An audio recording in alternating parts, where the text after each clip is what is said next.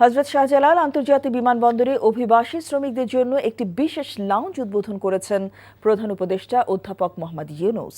উদ্বোধনকালে doctor Yunus বলেন, প্রবাসী শ্রমিকরা দেশ গড়ার কারিগর। জুলাই আগস্টের গণ অভ্যুত্থানে তারা বড় ভূমিকা পালন করেছিল।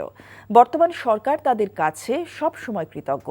ডেডিকেটেড এই লাউঞ্জ তাদের ভ্রমণকে সহজ করবে বলেও মন্তব্য করেন প্রধান উপদেষ্টা। হযরত শাহজালাল বিমানবন্দরে এটি প্রথম প্রবাসী লাউঞ্জ। এখানে বাংলাদেশ অভিবাসী শ্রমিকদের বিশ্রামের জন্য জায়গা এবং সুলভ মূল্যে খাবার পাওয়া যাবে। সুলভ মূল্যে খাবার পরিবেশনের জন্য এতে ভর্তুকি দেবে সরকার।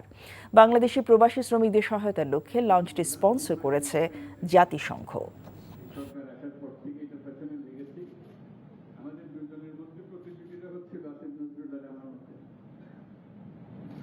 তাড়াতাড়ি করাইতে পারে দুইজনের মিলে ধাক্কাধাক্কি করে এটার সূত্রপাত হলো আজকে আমরা ওপেন করতে পারবো, উদ্বোধন করতে পারবো। টাকা চুরির জন্য যদি আমার গলায় জুতার মালা পরাইতে হয়, তাহলে আমার শালীর সাথে প্রতারণা করার জন্য তোর ফাঁসি হবে।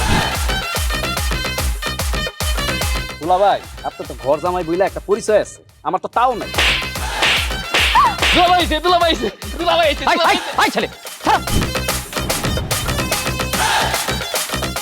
রাজনৈতিক ফ্যামিলির মেয়ে হয়ে ওই কাজ করবে।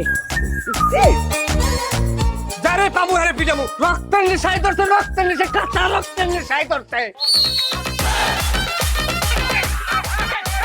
তোমার এই পলিটিক্স আমার বাম পকেটে থাকে। পাঁচুদের বউরে ঝামেলা পাকাই। এই বেটা, আমি তখন বিয়ে করিনি। দুইটার আমি গুলি করে মারু।